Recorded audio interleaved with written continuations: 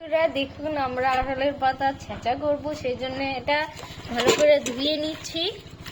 এটা ধুয়ে নিয়ে ধোয়া হয়ে গেলে ভালো করে জলটাকে চিপে নিয়ে তারপর ছেঁচা করব বন্ধুরা। এখন পাটাটা দেখুন ভালো করে ধুয়ে নিচ্ছি, তারপর ছেঁচা হবে। এখানে এই পাতাটা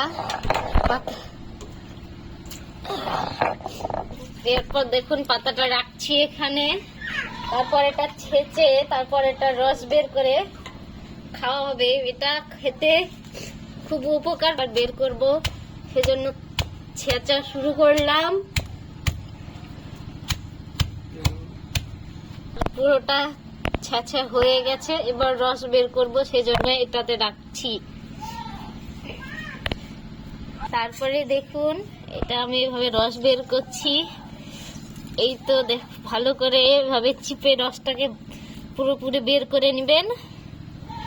একদম ভালো করে চিপতে হবে যেন রসটা পুরো বেরিয়ে যায়।